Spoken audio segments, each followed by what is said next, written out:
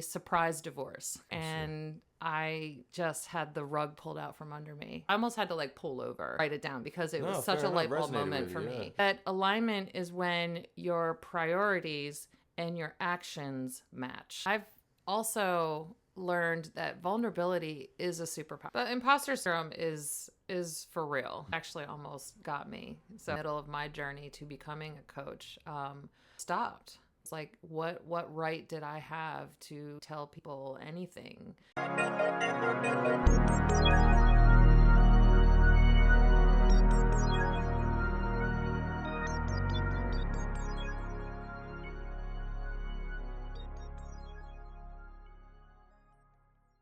All right, hello and welcome back to our Mental Medicine channel. This is our Who's Even Listening podcast. It comes out weekly every Wednesday on YouTube and Buzzsprout if you're listening for audio.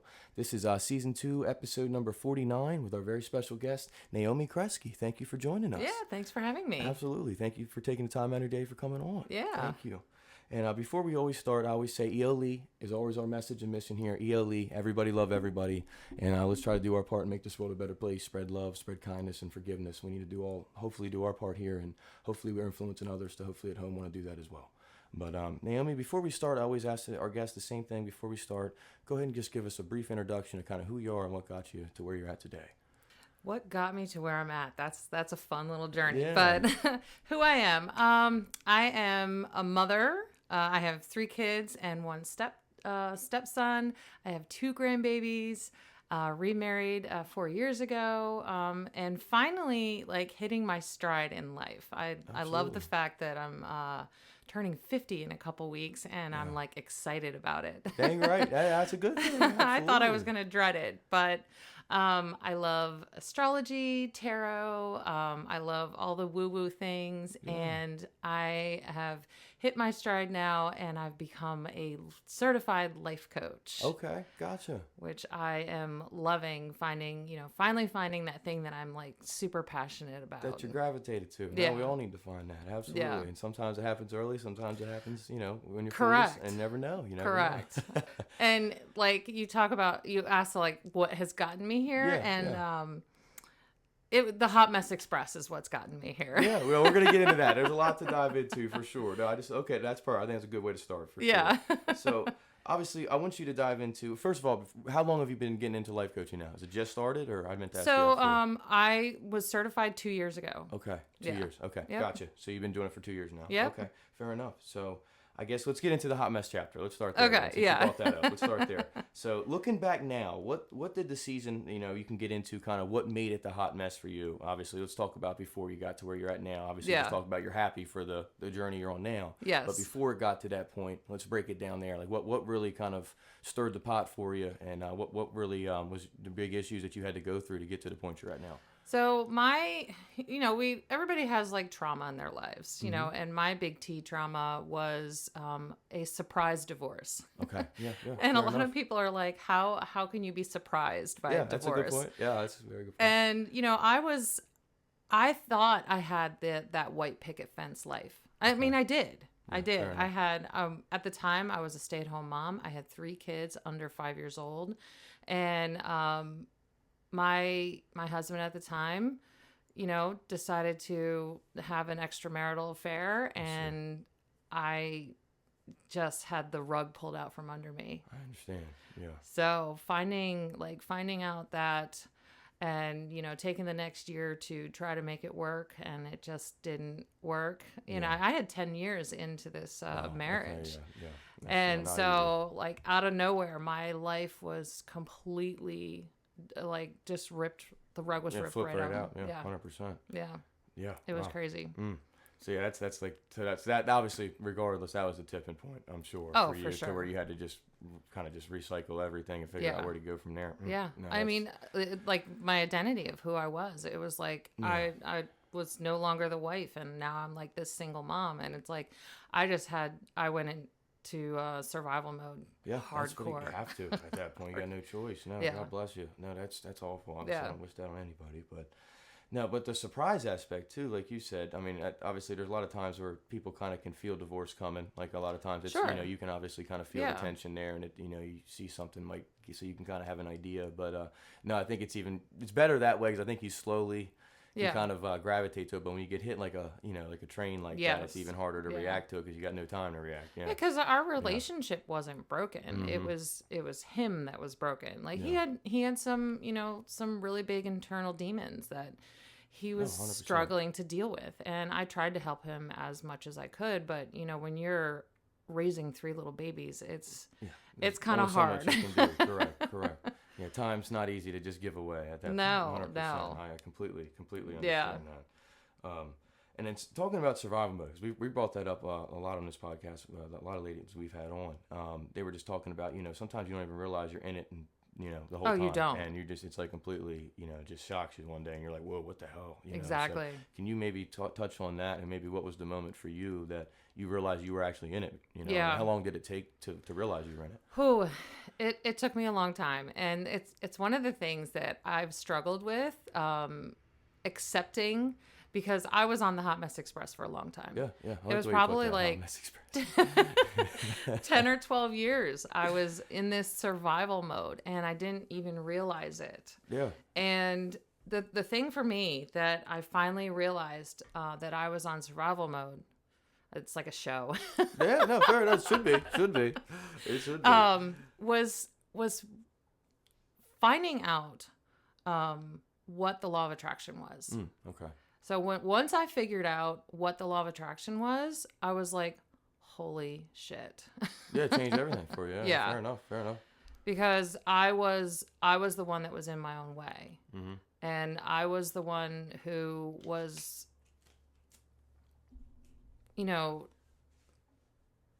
my own worst enemy. I was my own worst enemy. Like they always say, the hardest opponent's in the mirror. Yep, exactly. 100%. Yeah. No, we all just sometimes can't get out of our own way, and that's the hardest task. And we, like you said, we point it everywhere else, and we look exterior, always on the exterior, but we never really think to ourselves, oh man, maybe it's something I'm doing. Exactly.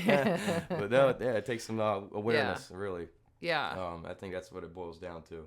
But and I want to talk about patterns people don't recognize, and I think that there's a lot of ways I can take this, but I feel like for me, sometimes like I get caught in a cycle, and I feel like a lot of people like in your circle sometimes can pick up on those tales that you have, and there's tells that you have, and I think a lot of people struggle with that, and we all have tales that we sometimes don't recognize. Is there any tells for you that you have when you're kind of spiraling or having moments that are bad for you, and you're in a bad moment that you kind of have picked up on in life that you kind of notice now that you kind of can fix quicker because you can notice it quicker? Does that make sense? Yeah. And that is the thing in life, is to be able to notice your patterns, because it's not like we're never going to do like the bad things or the things that aren't good for us ever again. 100%. We're human. Yeah, we can't walk away from it. So it's the goal is to recognize them and break the cycle. I don't know. I think a lot of times it's just that negative spiraling, when you get, when something kind of like knocks you off course, and you're just like, it's that woe is me, and it's that pity party. Yeah, the victim mentality. 100%, yeah. 100%. And I can easily, get into that mode, and you're just like, shit, I don't want to be here. And no, it's yeah. You're just driving down a river and the waterfall's just going down. Yeah. Man. It's a bad cycle. It is. Like you said, and sometimes it can be that simple. Like sometimes it's not just a certain thing. I agree with you. I think sometimes it can just be something that just little that sets you off, and then it just flows. Like it just continues going downhill. And that's just, I think that's how it is for a lot of people, where it's not even just one thing. That's what it's hard for people to notice, that, you get caught in it, and it really takes you a few little things that add up until you're like, oh, holy crap, man, we got to stop this ball from rolling here. It's that awareness, and having that self-awareness is a skill. It is. It takes time. It takes time. Yeah. It takes a lot of time. Yeah. I don't think you ever figure it fully out, and I think that's the biggest key that I always bring that up on here. We all search for the end, or the time where everything's going to be okay. Like whether it's your job or whatever it is, where you're like, oh, I'm going to have enough money or be retired. I don't have to do anything. And it's just like, yeah, that might be the case. We're still going to have other issues. Right. Like we always think that something's going to be journey. Something's going to end and never ends. There's no destination. Yep, 100%. I mean, death is the destination. Yeah, sadly, in a sense, it is. It truly is. Yeah. You're not wrong there. Well said. But I want to talk about this too, because talking about hustle versus alignment. I want to bring this up too, because I feel like this is something that we all kind of struggle with here, because like we all deal with burnout, we all deal with stuff like that, and sometimes it's like, are we really going through pressure, proving, and hustle? What is that versus building one that fits who you really are? Because I feel like sometimes we just bury ourselves in and work and don't really, we kind of just figure out that, oh, that's what I got to do. That's what I got to do. And we just push everything away. And it's like, how do we find a way to live in this world with the way that things are, with the economy and everything, and still be ourselves without, forcing ourselves to be something else? Yeah, our society, it's very focused on that hustle culture. Mm-hmm. And it's almost like bred into everything around us. Yeah. Work harder, do better, be amazing. Yeah, like do more. More. Like this go. Yeah, this go culture. And if you're not like achieving something, then you're failing. Mm-hmm. And it's exhausting. It is. It's draining. It is 100%. It's exhausting as heck. Yeah. So I prefer to come at life from a place of alignment. Mm-hmm. And this word is actually something that I've sort of struggled with for a while. And just this past fall, I finally came across a definition that made me feel good about the word, because I love woo-woo things, but the word alignment just felt like very woo-woo to me. Like, like what does it mean? Kind of too broad. Yeah. People like throw it out there like, oh, I'm in alignment today. Like, they're trying to sound like they, know what they're talking about or something. That's fair. And Dr. Brené Brown has this definition, and I was listening to her podcast, and she said it, and I almost had to like pull over so I could like write it down, because it was such a light bulb moment for me. Yeah. That alignment is when your priorities and your actions match. Mm-hmm. And I was like, that is so simple and so spot on at the same time, because how often do we actually sit down and think about our priorities in life? Mm-hmm. Mm-hmm. Yeah, no, I agree with that. A lot of times we're just floating through life, 100%. Just, winging it, which, has its purpose. Correct. But if you think about your priorities, like what's really important to you, and then you think about the actions that will support those priorities, that's alignment. Correct. And then you can operate from a place of flow and peace. And it makes life feel so much better. No, yeah, you're 100% right. It's like we're battling a pendulum all day. I mean, in our head sometimes. Yeah. We're like battling it's kind of a magnet, like a negative and a positive, where we're just trying to find that alignment, that balance, or whatever you want to call it. And we're just kind of fighting it all day, when sometimes it's supposed to be even. It's supposed to go with it. And sometimes we tend to not let it. But no, when you find it, like for me, I always bring up to just being a good person. That's what I always bring it to. Like if I'm happy if I'm doing something where I'm just being a good person, putting in good energy into the world. Mm-hmm. That's truly what matters, and hopefully the rest will take care of itself. Yeah. And to me, that's kind of where I view alignment, and I agree with that though. But I think it's like you said, you have to find what makes you happy, what fulfills you and your purpose and your energy, and put that off, and then usually the rest of it will take care of itself. And that's easier said than done. But once you do have that core value, and like I always say too, like when you have good morals and good principles about you, you tend to not have anything to worry about, because you're not doing anything wrong. You know what I mean? That's one of the things I always remind people of. When you do something, when you live by good principles and morals, you tend to not have much regret, because there's nothing to regret. And I love that you're talking about energy, because, and then I'll take this back a little bit to the law of attraction. Yeah. Like, the law of attraction basically is, what you put out is what you're going to get back in this world. 100%. And, when I was on the Hot Mess Express, like if I'm putting out this chaotic and emotionally unavailable energy, then, I get douchebags and drama back into my life. And so that's when I realized that I was the problem. Yeah. We're around too. Yeah, I had to change my energy to be something more of what I wanted to receive back. Yeah. Well said. No, it's that something. It's that simple. It is. It truly is. And I hate saying it, because people are like watch something and they're like, hey, come on, like it can't be that. And you break it down more, but it's like, no, it is. It truly is. 100%. Sometimes things can be that simple, and we've sometimes just overcomplicate things. That's just like we overthink everything. We overcomplicate things. Yeah. But I want to talk about this. When life forces you to pivot, how do you kind of reinvent yourself without feeling like you're abandoning the person you used to be? Because I feel like, sometimes we all talk about becoming a new person. I had a podcast recently we talked about becoming a new you or whatever. But it's not even about being a new you. I think it's just embodying a new cycle of life in a sense. But maybe can you talk on that, about when the pivot comes to where it's not really maybe you're changing yourself, but just kind of on a pivot to change the direction of yourself? It's interesting that we're talking about this, because looking back, I have had to pivot so many times in my life, and it's usually not my choice. Yeah, fair enough. Yeah. But when it comes down to it, and it's just about owning who you are and working within like who you are. If life throws you a curveball, which it does, just,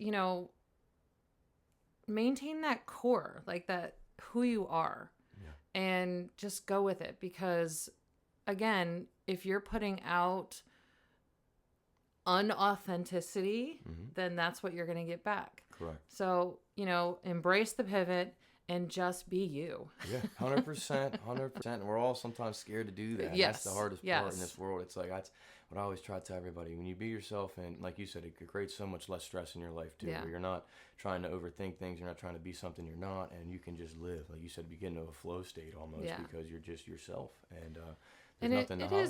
It is scary. It is. But I've also learned that vulnerability is a superpower. 100%. Well said. It's a superpower, and being vulnerable is actually like an attracting force. Because when somebody sees you being vulnerable, then they feel safe being vulnerable with you, 100%. And it creates this great cycle. Amazing. We all should do that. 100%. Yeah. That's what we do on this podcast. Like I said, I'm always open and honest, and we all should be, because it helps others. Like, we should all want to share our stories, share our journey, share our perspectives, to hopefully, even if it doesn't work for someone else, hopefully they can gain something from it, to use that and help them in some way. Yeah. And that's all we can do. But I agree. I couldn't agree more with that. And I wanted to talk about this grounded manifestation. You talk about manifestation in a real practical way. What does manifestation actually look like when it's rooted in awareness, energy, and action instead of just fluff? Because I think manifestation gets, obviously we talk about that a lot. It gets really twisted in a lot of ways. Yeah. And I think a lot of people take it in the wrong way sometimes. Yeah. But can you go ahead and talk about how you utilize manifestation in your life? Yeah. So manifestation is something that has become a really big part of my life. I actually have taken courses, read books. I actually have a manifestation coach. Oh, wow. How about that? Okay. Because it's something that I want it to become like a practice in my life. Yeah, fair enough. And life is practice in general. 100%. So throughout all of that, I've boiled it down to like 3 core principles. Okay. Because manifestation is woo-woo, and people are like, well, how do you do it? Because a lot of people want an instruction manual. And I get it. And we all want the food recipe. It's exactly. Like, how do I do this? How exactly. Many this, how many that? So, and I love breaking things down for people to make them simple and usable. So core principle number 1 is you have to have clarity. Yeah. Like, you have to really get to the core of what you're asking for in life, from the universe, from God, whoever your higher power is. Because you can, manifest on all different levels. Correct. So you have to really be clear on what it is you're asking for and what you want. So that takes a little bit of a deep dive. Yeah. You kind of like need to really sit down and know yourself and understand what it is that you want. It's not just the shiny car or the big bank account. Correct. It's a very social media movie style people think Correct. of. Correct. I agree with that. And then the second step is an unexpected one, but you have to be able to receive. I like that. Yeah. So you, as a person, you are a vessel. And if, the universe is going to manifest something for you, you have to be able to hold it. Correct. Yeah, 100%. So you need to be like a healed, healthy, emotionally available person to hold the manifestations that you're asking for. So like if you're asking for more money, you can't have bad spending habits. Like if you're asking for, the love of your life, you can't be emotionally unavailable. So you have to be that vessel to hold the manifestation that you're asking for. Love that. And then the last one is one that I'm still working on. Okay. But it's we're honest here. That's right. having faith and letting go. Okay. Yeah, I agree with that. We talk about that a lot on this podcast, especially the letting go aspect, 100%. 100%. You cannot micromanage your manifestations. Well said. So, and this is the thing that like I'm like that I struggle with is like it's the timing. You cannot like demand your manifestations to come in a certain time, in a certain way, at a certain speed. Like it's you have to have faith in your higher power, and you have to let go of even what the outcome looks like. Because, you know, your higher power knows what's best for you. And it might not be exactly what you're asking for. Correct. So if you're asking for the career of your dreams and you think it's supposed to be in one way, but you have to be open to allowing something else, maybe even better, into your life. No, very good point. And I think the key is what you were saying there too, is about it's not always on our timetable. And that's what we bring up too. You know, is like you said, sometimes it's that alignment part, sometimes it doesn't. Stars don't align when we expect them to. You know what I mean? And things don't always happen the second we think they. And to be fair, that's a lot of our expectations and the way the world's set to where we want instant gratification, to where everybody just, when they don't get it in 2 days, they're like, what in the. You know, it goes back. I always hate to bring this up. It goes back to stuff with losing weight or anything. Everybody wants that. Take a pill instead of just going. We all look for the quick fix in anything. And it's like if we all could just look a little deeper and look for a little more long-term solution to things, it would change a lot. But I do think that's key too to me, where I always bring up the alignment part and the timing, because I think a lot of times we all just stray away from our ideas or whatever we're on or journey that we're on just because it doesn't happen in the time that we're searching for it. And sometimes it's just, it doesn't always happen like that. You know, and that's a key to, I think, and I struggled with that for a while. That's why I bring that up, because I did for a while. I always struggled with that. I was just like, man, what the heck? Like, why? We all do that. We're like, why does it take so long? And you realize, you know, sometimes we don't, it's not up to us, you know, and at the end of the day, you just have to go with the flow and accept it. And like you said, let it go. And you get to that point and it becomes peaceful. And I think eventually you find contentment in that. And it just takes time. But well, and sometimes if the journey is taking a little bit longer than you would like, then maybe that's the universe is telling you something, that maybe there's something that you still need to learn. 100%. Because, you know, a lot of your manifestations, it's about the journey anyways. Yep. So the trick in, you know, waiting for your manifestations is just to be present. 100%.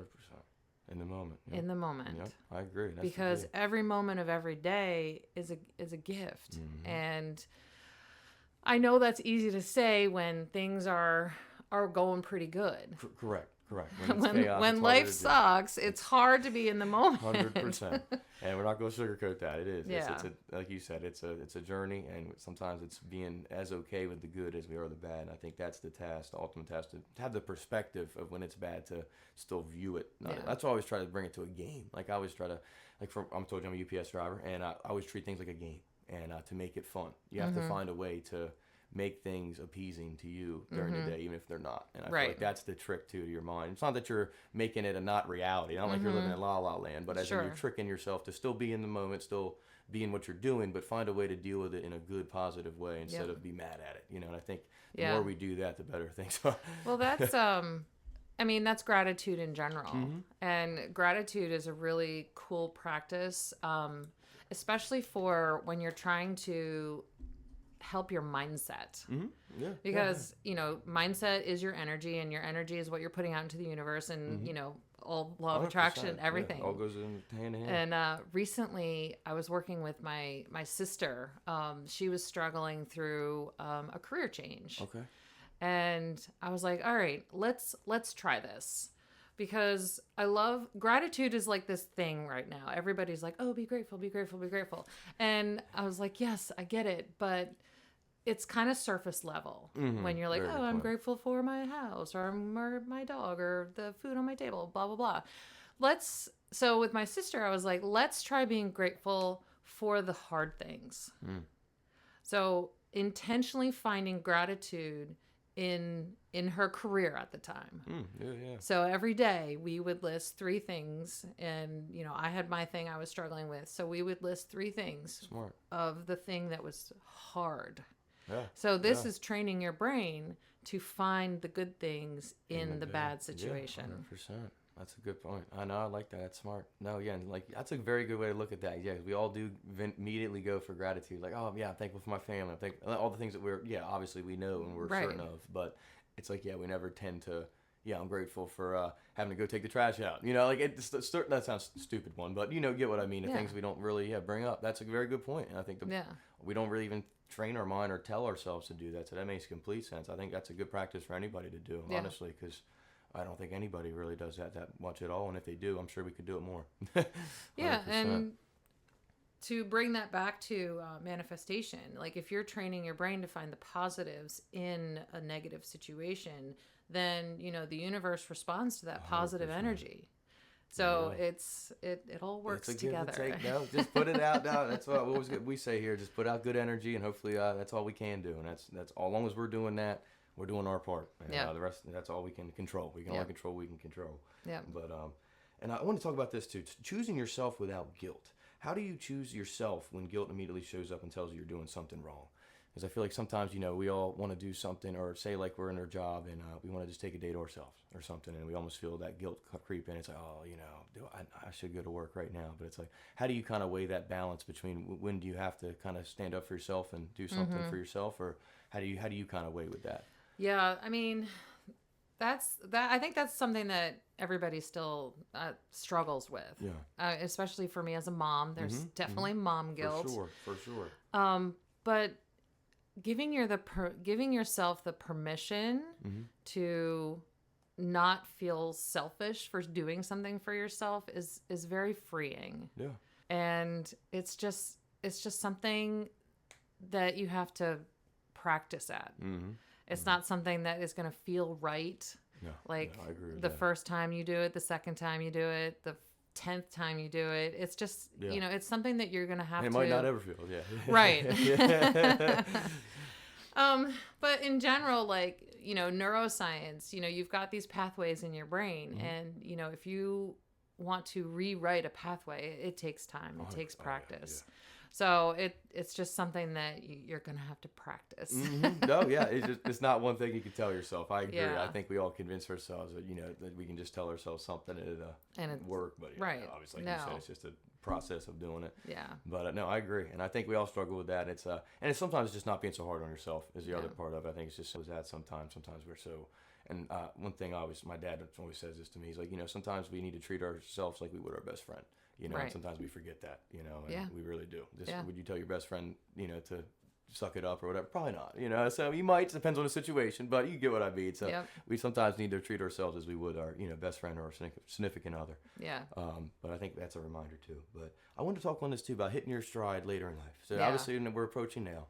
We're approaching where you are now. So hitting your stride later in life for you, what would you say for people out there that feel like it's almost too late for them to kind of figure it out or fix what they're going through? What would be your first kind of to tell them that it's not too late? We got to figure something out regardless of where you're at. I mean, Martha Stewart didn't start her career like the Martha Stewart that we know now. She didn't start that until I think she was in her early 50s. How about that? Yeah, I did not know that. There's plenty of women. Like Vera Wang, she's a dress designer. She didn't start until later in life. Like, there is this societal construct that at a certain age, you're done. Yeah. It's kind of like the athletes, once you get 40, you're done. Yeah, you're right. Exactly. You're right. Yeah. Tom Brady showed us wrong. Yeah, that's right. Yeah. Sorry, 45. Right.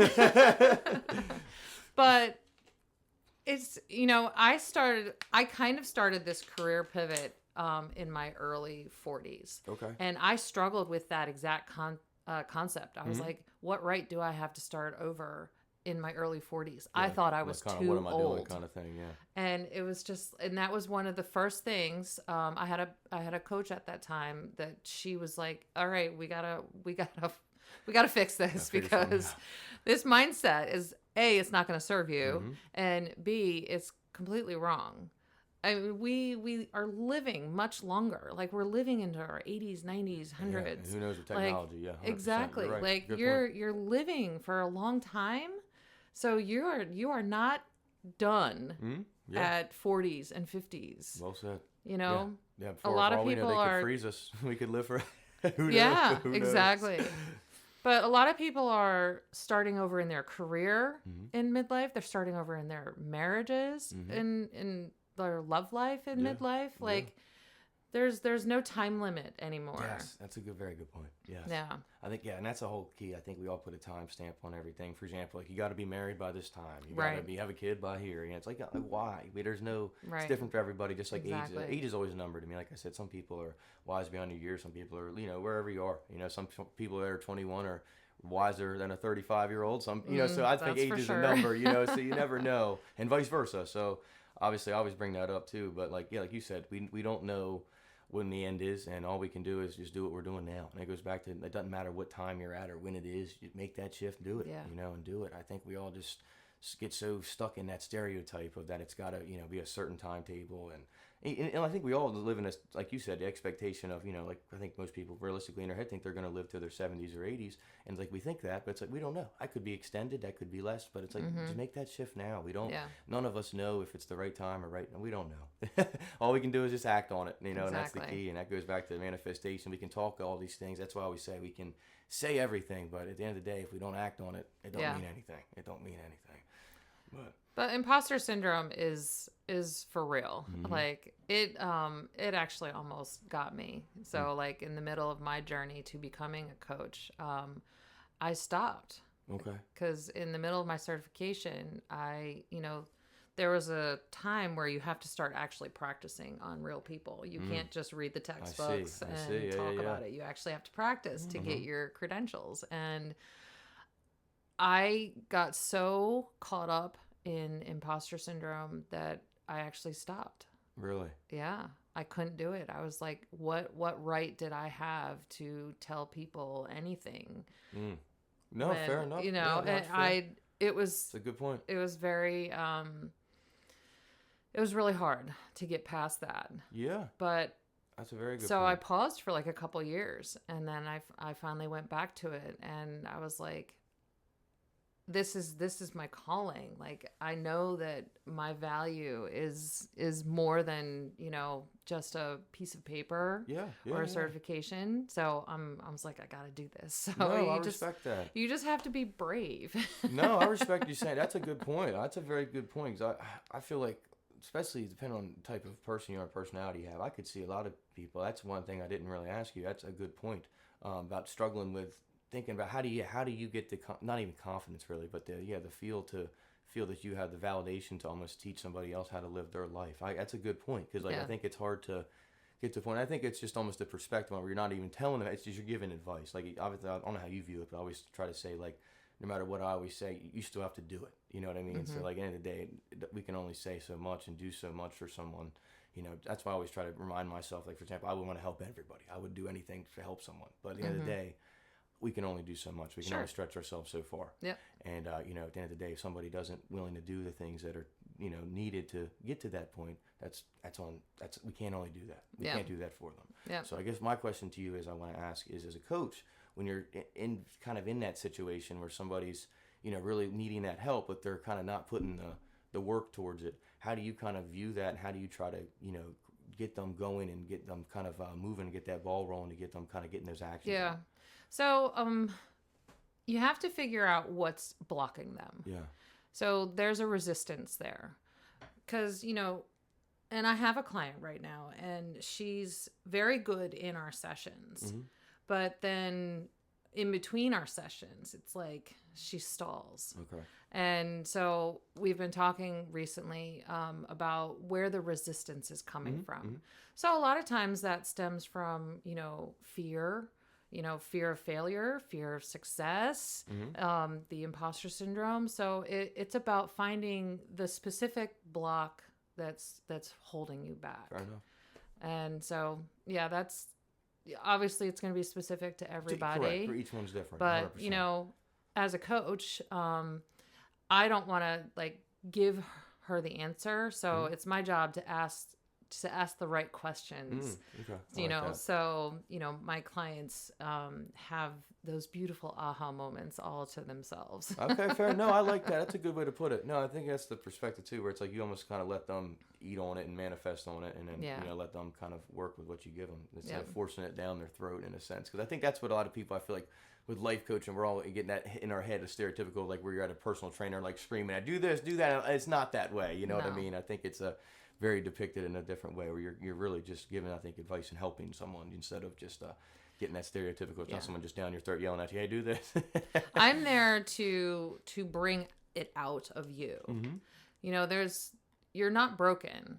Like, we're not broken. It's just finding ways to help you help yourself. Yeah, like that. And to bring out your best self. Yes, very good point. Very good point. No, as long as we can help ourselves while we're helping everybody else, we're doing our part. We're doing our part. I couldn't agree more with that. So, like, I want to say 2006 or something, but it was just a little slogan. He basically, the story of that is he was just on a bus and everybody was arguing. He goes, ELE, everybody love everybody. We got 11 more hours to go. Peace, love. And it's like a just kind of funny scene, but I've always embodied that message. I just think that's something that I've always stood by and lived by since I was a kid and watched that. But, well, when I heard you say that, it couldn't help me but think about a quote that I was raised on. Okay. So my parents always told me to do unto others as you would have done unto you. Yeah. So, and I'm even more into this quote now because I feel like that's very representative of the law of attraction. Mm-hmm. If everybody followed that, this world would be a much happier place. I couldn't agree more with that. That's why we did, like you said, that's all we have to do is try to put out good energy, treat people right. Like you said, treat everybody how we want to be treated, and just do our part and spread love, spread kindness and forgiveness, and try to be that good light. I always say the stupid same thing I say all the time. People hate me on this. We're all like fireflies, I always say, and if we all were lit up and had good energy, the world would be lit up. And we all need to try to have that spirit and be lit up every day and have influence others to want to be positive as well. And the more we do that, hopefully others want to do that as well. That's all we can do. That's all we can do. Yeah. No, I appreciate that's true. I couldn't agree more with that message. That's all we try to do here is just try to uplift people and know that people aren't alone. We'd be vulnerable, like you were saying. It is a superpower. It is. We need to utilize it more. We need to talk more things that are stereotypical and that need to get discussed more and downplay these things and really dumb them down sometimes. Simplify things for people to really understand and get behind. And sometimes life isn't as overcomplicated as it is, and we think it is. Sometimes it's very simple, and sometimes it's just, we always bring up going out in nature, just looking into the world and seeing the world for what it is. Yeah. And sometimes just simplifying things of that, just go out and we'll walk in nature for 2 hours. Sometimes that'd be the most peaceful meditation you ever have in this world right now. But it's the simple things. But no, I appreciate your aura and your perspective and approach to everything. I truly do. And I'm sure you're helping a lot of people with your coaching, and I hope you continue to do that. And that's all we can do is try to find something that, whether it's in your 50s, your 20s, your 80s, that makes you happy, and hopefully you can help others when you're doing that. And that's all we can do. And we're all doing our part if we're doing that. Yes. But thank you so much for joining us. It was an absolute pleasure to meet you. Thank you. Thank you. Absolutely. And thank you, everybody that watches. Like and subscribe if you haven't already. And this was our special guest, Naomi Kreske.